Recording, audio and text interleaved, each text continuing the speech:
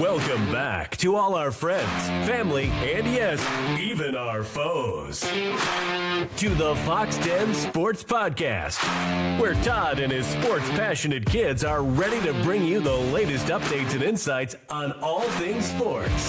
So sit back, relax, and enjoy the show.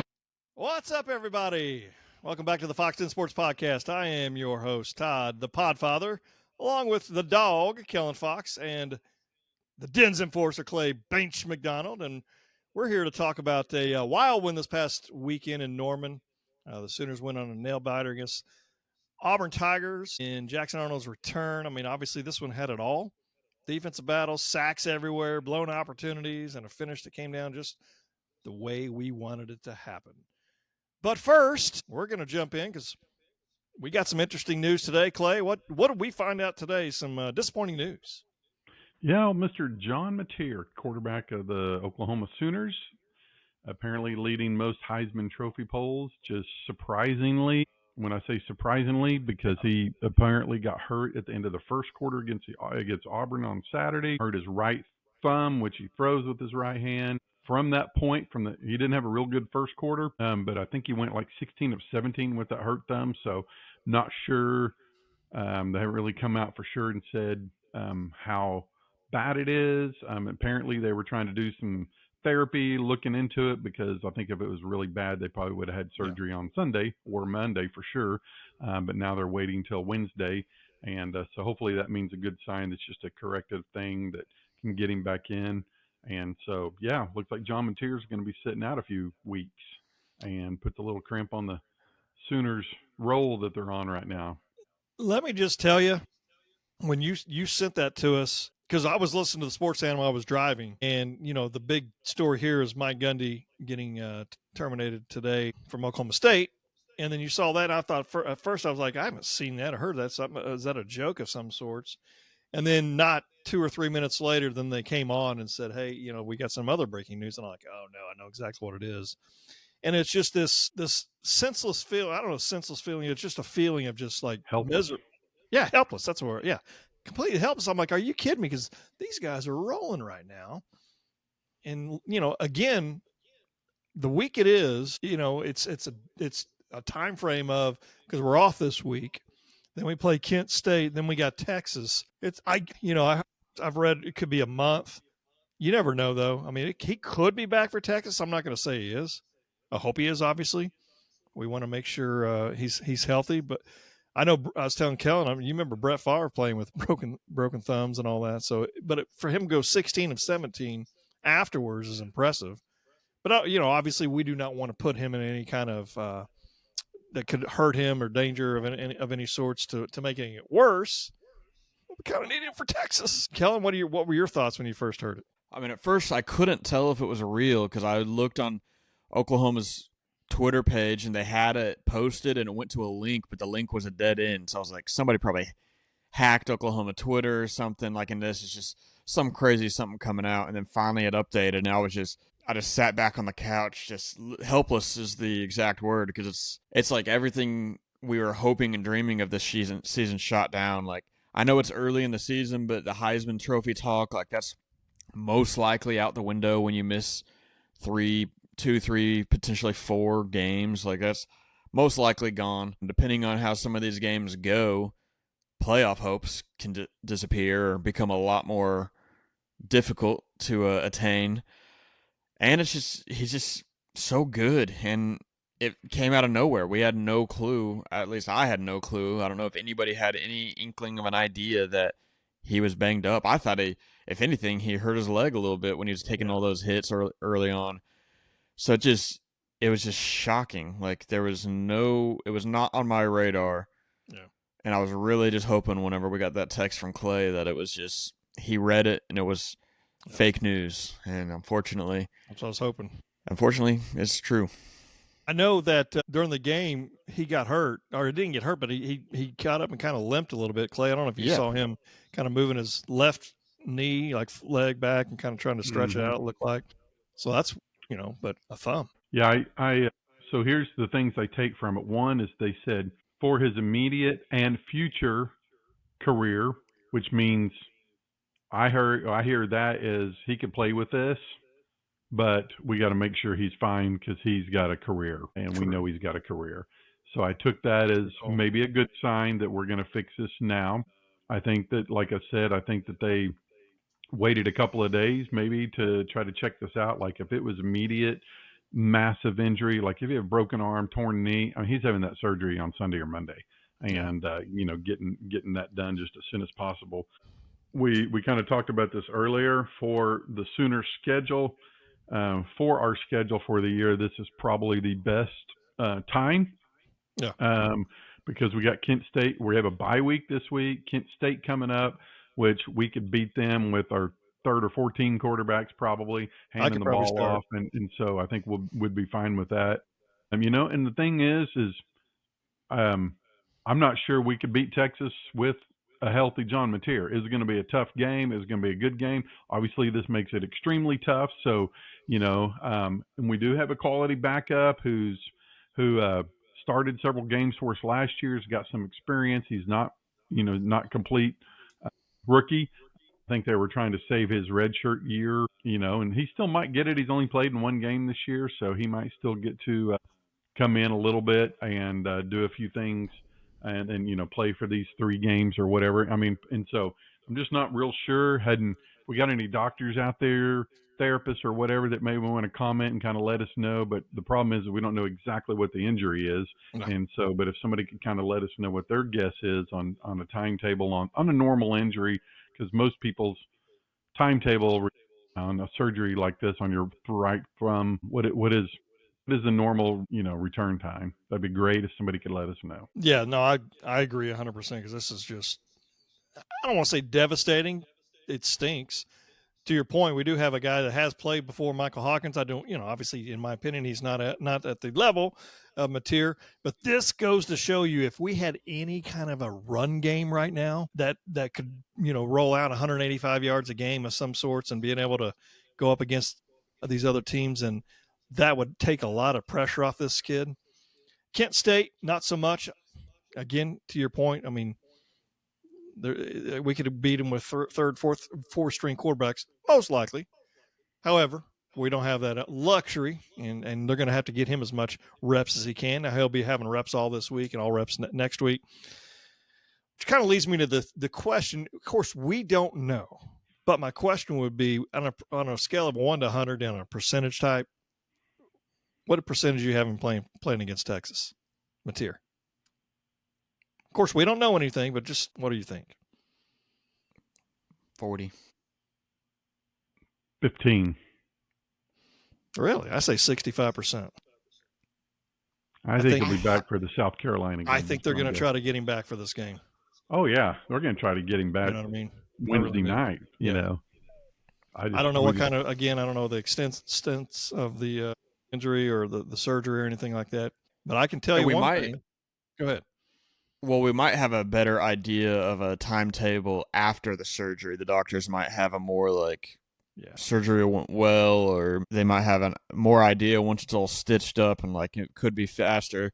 They might be saying 3 weeks off the rip just to brace us just in case. Right. That's why I'm leaning towards 30, 40, because I'm hoping it's just an overestimate just so we don't get all mad. And if they said 2 weeks and in 3 weeks he wasn't back yet. And it's just going to also depend on rehab and just how he feels going into it. We don't want to irritate it worse and lose him for the season or screw up his future career. No, I totally agree. I can tell you one thing, though, Clay, you remember 40 years ago, a gentleman by the name of Troy Aikman got hurt, and another freshman quarterback. I mean, I know Hawkins is a sophomore, but a freshman quarterback by the name of Jamel Holloway came in with a great defense led by the boss, Tony Casillas. They won the national championship. Am I saying that same thing's going to happen? I am not. But one can hope, right? One can hope. Let's move on to the Auburn game. I know we all were at that football game, and it was a fantastic atmosphere. The game was okay, exciting at the end, nail-biting. Talk to me real quick. So the breakdown of the 2 quarterbacks, I know Mateer early on didn't really look like a Heisman winner, but then he had people in his face consistently. And then I think second half, Arbuckle got everybody spread out a little bit to make it maybe a little bit easy for him. Straight game that Mateer had both a touchdown run and a touchdown pass. And here's the thing, that if this is his worst game, we're still at playoff level in a sense. We got to get that running game going. We'll talk about that later. And then Jackson Arnold, at times, he looked like a middle school quarterback at times. He held the ball for quite a bit and he got sacked 10 times. But regardless, Oklahoma won the game. Let's talk about the game, but let's not talk about the play that everybody's complaining about here just yet. Now, I shouldn't say everybody, but the Auburn fans. But what were your all's thoughts? Because I know I felt we were in pretty good control for a lot of that time, but we just couldn't muster it all up. Go ahead. What were y'all think? What are your thoughts? I mean, I don't know. I did not feel like we played a great game for the most part. I felt like we really we finally had an offense throwing on us, and we see some weaknesses that we might have with that. But offensively, we were just kind of slow, kind of sputtering out at the end of some drives, at least to start off. But I'm really happy with how it ended. Obviously, we won, but I felt like it was good for the team to go down at the very end, because we haven't had that. We're all of a sudden we're down, and we have to put together a drive to go win this. And they answered. They went out and performed, and then defense ended it and sealed the deal for us. I mean, I thought Arnold looked pretty good. Not what we hoped yet when he came here, but better than he did with us. I think that helped that they let him throw a forward pass from time to time. He hit some really good throws. He also overthrew. We got bailed out on a few passes that he overthrew that should have been touchdowns. But he also got bailed out by throwing it directly to our defenders, and we just let it go right through our hands, which we got to figure out. The fact that we still have no forced turnovers is ridiculous. But I thought it was a good game in the end. It was stressful. It was hot. And I was super stressed out that first quarter, first half. But I'm glad that they pulled it out in the end. Especially, I'm glad that we had the little come from behind at the very end just to get ourselves in that situation, because we're going to be playing against some good teams here in the next couple months, and we need that experience. Yeah, I thought Jackson Arnold definitely has improved, but I watched the game in person and then on TV as well, and didn't realize how many mistakes the guy made. I mean, I think he can throw the ball downfield a lot better than he did for us. I think that probably has a lot to do with the offensive plays and coordinator that helped him out. But it was unbelievable how long he held the ball, especially when you get sacked 3 or 4 times. The game plan needs to change either from the quarterback or from the coordinator or whoever, but they did nothing, and they just kept holding it. And, I mean, they say you should get the ball out in less than 3 seconds. And, I mean, he was one time he got sacked when he held the ball for 6 seconds. I mean, like almost double the time. Yep. And so, like Kellen mentioned, he overthrew a couple of bombs, and we're going to talk probably a little bit about the refereeing, but, I think his first pass he threw across the middle, you see a offensive lineman from Auburn just tackling our dude in the end zone, which should have been a holding in the end zone, should have been a safety, shouldn't have completed that. So you take out that 45, 50-yard pass that he threw.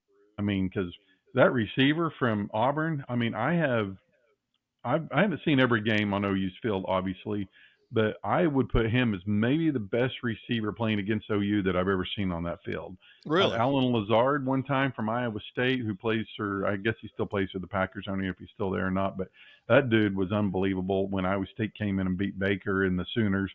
And but those are probably the 2 best receivers I've ever seen on Owen Field. I mean, the dude was unbelievable. And he's just a sophomore, so he's still got another year left. But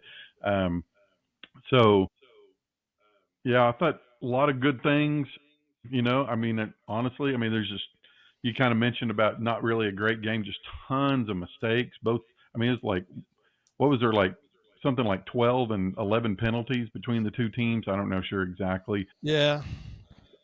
It was there was a lot not called. Yeah, and a lot not called. You're right, on both teams. And so it is just unbelievable how much. But I just think that's SEC football, I mean, it's just tough, a lot of hard hitting, people getting hurt it seemed like about every 10th play somebody was getting carried off the field, and just because they're getting crushed. But, like Kellen said, we made the plays when it mattered, both offensively and defensively. One stat that I heard the other day I thought was interesting is that in all the statistical categories that are out there for defense, OU is ranked the number one defense in the nation. And we're the only Division I football team that has not got a turnover. That's just messed up, man. Yeah, and so with Mateer out, that's going to have to change. We're going to have to get some turnovers when we start. If it depends, for these games for us to have a chance. And if we don't get any, now I will say going back a few games, besides when Temple's holding the ball and only gets the possessions about 6 plays in a quarter, you're not going to turn the ball over very much. So that's a little bit of it, but in 104 yards, how are you going to turn the ball over? But we've got to get those ones that are given to you, like Kellen said. I mean, there's at least 3 that I thought should have been interceptions, and we didn't even made a guy put the ball on the ground. So, I mean, there hadn't even been a fumble that we just didn't get to. So it's crazy how that was such a huge deal last year to get that many turnovers, and didn't we have like 5 or 6 in the first game? And anyway, so that's an interesting stat for the Sooners defense. And Jackson Arnold tried to give it to us, and our defensive backs dropped the ball several different times. But he tried to, but unfortunately, and to your point, I think you'll see that. I think you'll see some turnovers start coming. It's just they're gonna. This defense is incredible. I do think they showed a little bit, like if they're not getting the pressure on the quarterback, that I think you're going to see somebody that may be a little bit better than Jackson Arnold be able to hit some of these passes. I know he overthrew some receivers. He had 2 overthrows. Like there was possibility of these guys getting the touchdown if they catch it. One if he catches it in stride, and the other guy, remember, he dove in our end zone, Kellen. But regardless, it is what it is. And I can tell you, the very first drive of ours, when we had the fumble and they picked it up and ran it in for a touchdown, I was like, you've got to be kidding me. Walk me through because I watched replay at the game. You could see it, but not as well as you can see at the house.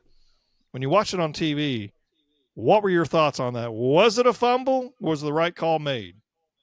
Take your Sooner glasses off. I don't know. I honestly, I need to go back and rewatch it again, but it kind of felt like maybe he didn't fully have possession, but I personally probably would have done call on the field on that situation. Whatever the call on the field was, I might have stuck with, which would have gone against us, but I understand the frustration.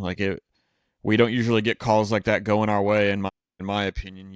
We're usually on the other end of it, whether it's NFL or college. I feel like my team's always the one. Whatever team I'm rooting for is some call like that against us, but we got bailed there. I don't know. It's hard to tell. I just probably would have stuck with call on the field, but I'm glad they did not. I think the actual rule is you make a football, catch the ball, control it, make a football move, and that didn't happen. And so, but it was very close. There's no doubt. Yeah. And everybody in my area definitely thought it was a fumble and pick up for a return. And so I'm with Kellen on that. And I thought the refs did a good job on that. They've been getting hammered this game, but I think it did a good job of just letting it play out and then go see because they knew it was all those plays are going to get reviewed anyway. So they let it play out. So even saying just let it, just the call on the field, I think they just let it play out and just didn't make a call because they weren't really sure. So I thought that was a good move on their part. And then, I think they made the playoff guys very, very, very rarely do they make a wrong call. And so there was something that they saw enough to overturn because they know it's a big play because it turned into a touchdown. It wasn't just like some play on the 50-yard line. So I think overall it was the right call, but most certainly if I'd have been an Auburn fan, I would think it was the wrong call. Oh, of course. And I personally thought even if you were going to call it a completion, whenever watching it, I felt like his cheeks hit the ground before the ball came out. That's what I saw, but I don't know whether or not, it doesn't matter. We got the call, and I was very excited about that, and I believe we went down and kicked a field goal on that drive as well. But it was regardless. Brent Venables, I think he put on a clinic on defense, just different disguises, different packages that he had. The front 7 set this tone on this game, and that's even before our Mason Thomas came in the second half, and he helped cap it. With that safety, but then that first sack he had was probably my favorite. Like he just kind of like dove on on Arnold, and I was just going nuts. And then, He let us all know he was back. Yeah, he did. And to his credit, there's some people that did not feel like he was playing up to par so far this season. That guy earned it all right there in with us in that game. But when the fourth quarter hit and Auburn took the lead, we had the best drive of the game, came right back down, scored, and then our defense took over. And what I look at it is OU, we stayed composed, and in the end, Auburn belted, and that's what got them the loss. Well, let's talk about some other things going on in that game. So, well, let's talk about the play that people are losing their ever-loving minds over. The one where Sategna goes over to the far left-hand side right next to the OU bench, doesn't go off the field, stays on the field, checks with the official, make sure he's lined up and he's okay. And then the next thing you know, hike, I hear people yelling, hey, he's open, throw it, and boom, touchdown. Before they even snap the ball. What are your thoughts on that? Because here's the thing, if it happened to us, I would be mad too. I'm not going to even lie. But I know Garrett's been going at it with people on Instagram like crazy this week, which is fun to watch. But also take off, our thoughts of being OU fans. I'm not going to get into I want to hear what you guys have to say. What were your thoughts on this call? Was the right call made on game day? Because SEC came out the next day, I think it was the very next day, and said, was it at that night? Yeah, it was that night. They put it out that night. And what did they say? Said it was wrong call, right? It should have been called. Missed the call. I don't know, because honestly, all the replays I've watched, you can't really see what's going on because they're not focused on that, because the cameraman assumed that guy's coming off the field as well.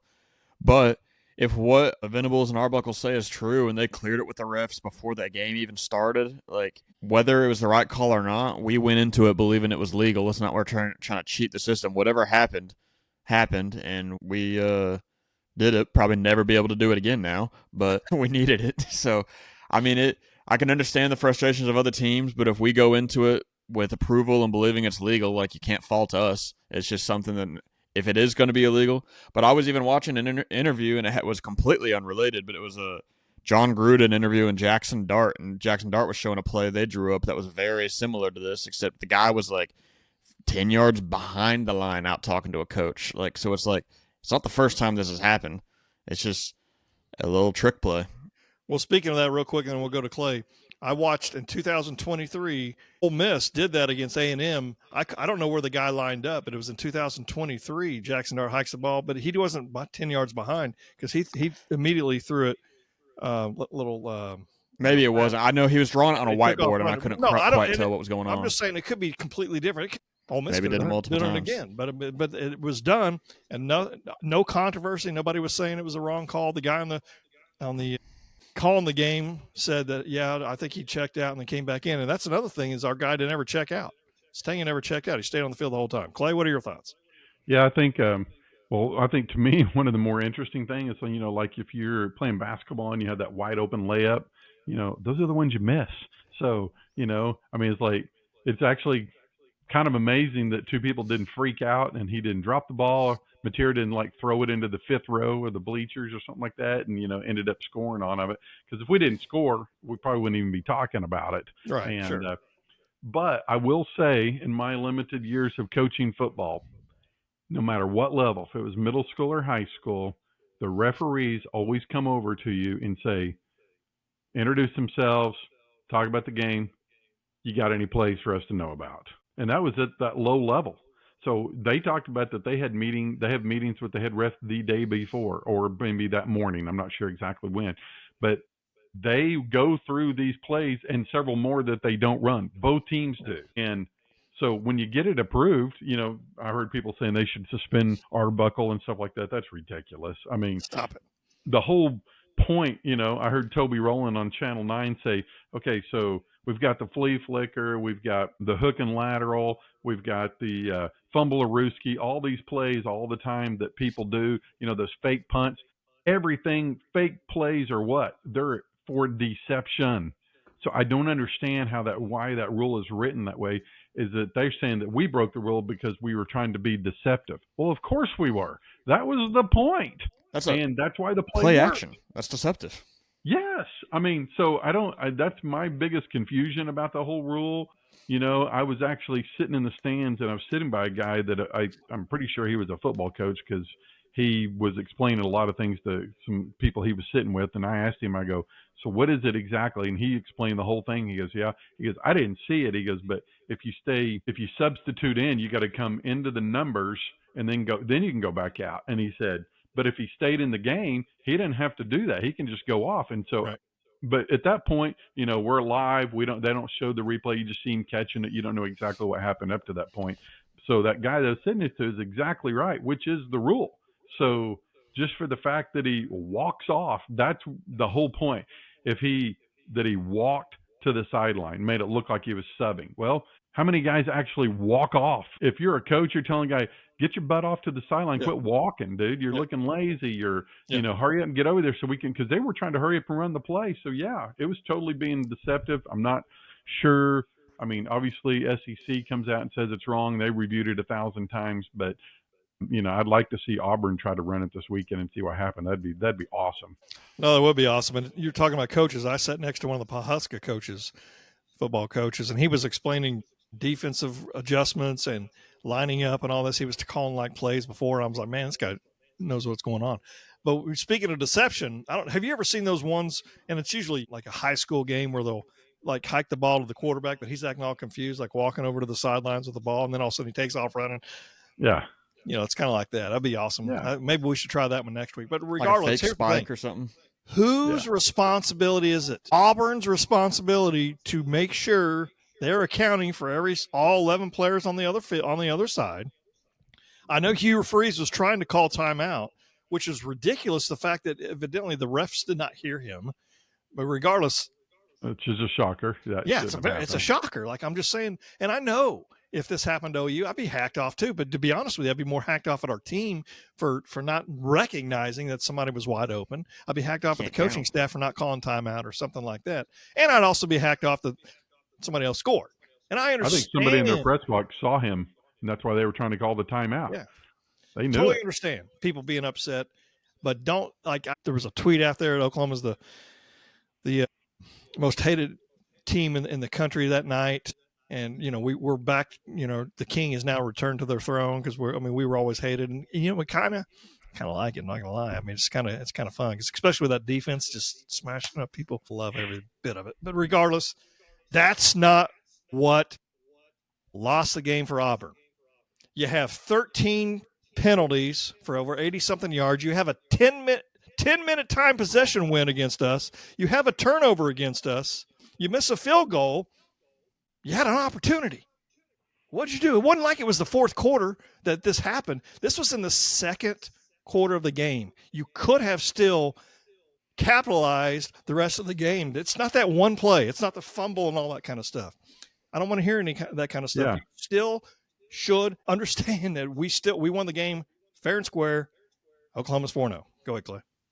I was going to say Auburn special teams were atrocious. They were bad. The missed field goal was terrible. How about the guy, the bad snap on the punt that we tackled him? Right. And then, then they had the ball back deep. How about the guy that catching the ball on the 2-yard line and getting tackled back there? I mean, they got out of that one, but, just some really bad special teams. And, Kellen mentioned earlier, the missed throws. I mean, we didn't play very good because we had more penalties than we've ever had. 9 for 99. We missed some throws. Running game was bad. How about that one tackle? The guy gets stuck at the line and ends up running about 40 yards. Okay. I mean, and I don't know if you noticed, do y'all not happen to notice who caught him from behind and caught him at his ankle? Our Mason Thomas, who hit him at the line, missed him, then chased him down. And I mean, we got 6 guys on the front lines going to the NFL, and that's it's incredible. That's why we're good. 100%. That defensive line is the best in the entire country. And then what's the kid's name? Is it Heineke or Heineck? Mm-hmm. I don't know how you say his name. There's a Heim and a Heineke. Okay, so Heineke, there was one play when I was showing Kellen, the running back hits him, and he falls over, still rolls up, gets up, and goes and tackles Jackson Arnold. And I'm just like, there's no quit. And that's just completely incredible on what we did. And then also, Kellen, you and I were talking about this. There's photos out there, and you see them. Gentry Williams is on that where they hit. I don't know, was it the wide receiver that tried to make that pass or the running back? I don't know, for Auburn. Gentry Williams is early, way early, and they didn't call it. Auburn fans, guess what they did on that drive? They still scored. They scored a touchdown. So yeah. I know, and there were some bad calls. I'm not going to say there weren't, but regardless, stop acting like if they would have called that play on Oklahoma, Auburn would have won. It wouldn't have happened. Wouldn't have happened because it completely changes the game. It was 2nd 22 on that play. It would have been 3rd and 37 or 2nd and 37 if they would have done that. And you never know what could have happened. The very next play could have been a pass interference against Auburn. Who knows? But regardless, last time I checked, Oklahoma 24, Auburn 17. Let me ask you this, and I never really thought about it. That last sack that R. Mason Thomas had, for the safety, put us up by 7. There was still an opportunity for Auburn to get the onside kick, get the ball, go downfield, score, get a 2-point conversion, and win. It's a small chance, but it was a chance. But I still like the way it ended. I don't know about you. Yeah, I thought it was good. I know that some people mentioned that about, maybe should have let him get to the 1-yard line and then sack him. But, I mean, you can't do that. And, I mean, I'll be honest with you. There's another Auburn play they screwed up. That onside kick, our guys played that terribly. They just sat there and watched it. Yeah, they watched it. Auburn jumped on the ball at the 9.5-yard mark. And I'm like, oh my God, somebody jump on it. And everybody just stood there. And finally an Auburn guy got on it at the 9.5-foot mark and, or 9-yard-and-a-half-foot mark. And it's like, whew, that was lucky. And so, yeah, I mean, that last drive, I think they had like 6 or 7 plays. They got 1 first down and went backwards the rest of the time. And so I wasn't too concerned that if they did get that onside kick that they were going to be able to go down and score. And because they had to get a touchdown. So the best thing for me was that I bet on the game at 6.5 points. And so I won off that safety. So I was glad they got it. 100%. Kellen, any final thoughts on the OU Auburn matchup? No, just glad that we pulled it off. It was a rough one, but we won. Last year we were losing the rough ones, so I'm glad we won. Great point. Last year we wouldn't have won that kind of game, and that this year we did. What about the crowd, the atmosphere? I hear people, it was the loudest I've ever heard it. I can't remember, man. I just know that it was loud. I don't know if it was the loudest I've ever heard. Go ahead, Kellen. I honestly felt like, at least at the beginning, for sure, the first drive, I felt like it was like the Auburn's first drive. I really felt like it was louder than Michigan because we were just all yelling at Arnold. I didn't approve of what some people were yelling at Arnold. He's still just a dude. Like some of the stuff that transpired is not his fault. Like I didn't agree. I didn't participate in that, but just the screaming and the and all that. 100%. Like, but I think as the game, the heat and we weren't just totally dominating off the rip. The crowd died down a little. We were still loud and rowdy, but I felt like to start off, I felt like it was louder than Michigan. Yeah, it was. I mean, it was a great atmosphere. I was sitting pretty high up, so everything was in front of me, so it's kind of hard to tell. But I will say that was before the game when they do Boomer on one side and Sooner, that was the loudest I'd ever heard that in my life. So it's pretty awesome. But when you start getting all those, false starts and delay of game penalties, it's pretty awesome. And, that was awesome. I've got 3 little points I want to make real quick. OU's John Mateer didn't look like a superstar, but when it mattered, 10 straight completions, 16 out of 17 with a broken thumb and that game-winning drive. That's clutch DNA right there. And also, Auburn fans, this is why Oklahoma moved on from Jackson Arnold. He held the ball forever, missed wide-open throws, and cost your team the game. And finally, OU survives 24-17, stays undefeated, and looks every bit like a playoff contender. Auburn, however, still searching for answers under Hugh Freeze. But we'll see with John Mateer's injury how things go next. The schedule for OU came out for next year. Let's hear it.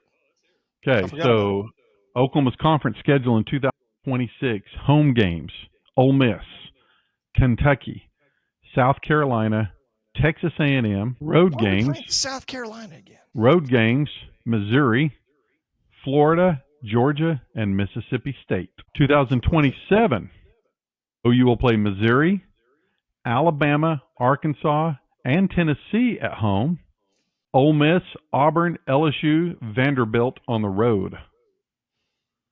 2028, OU will face Ole Miss, Florida, Georgia, and Mississippi State at home. Missouri, Kentucky, South Carolina, A&M on the road. Got all the way through 29. Home games include Missouri, Auburn, LSU, and Vanderbilt.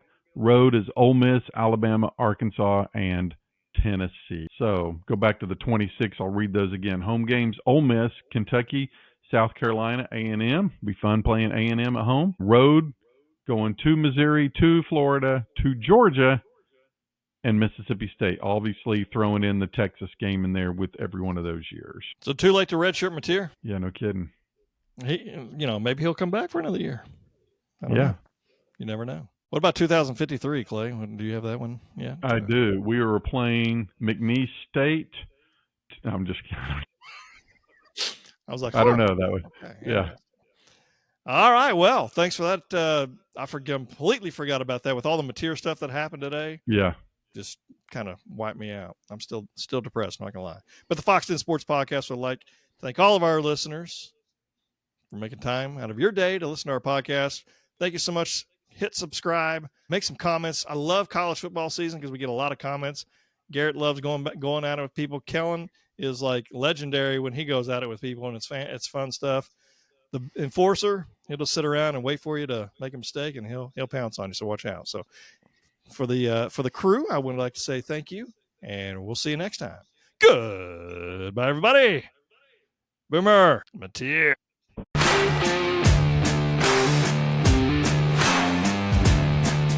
Thank you for listening to the Foxx Den Sports Podcast. Be sure to subscribe for free to our YouTube channel, Foxx Den Sports. And also follow us on Instagram and Twitter at Foxx Den Sports and on Facebook at Foxx Den Sports Podcast. You can also email us at foxdensports@yahoo.com. This has been Foxx Den Sports.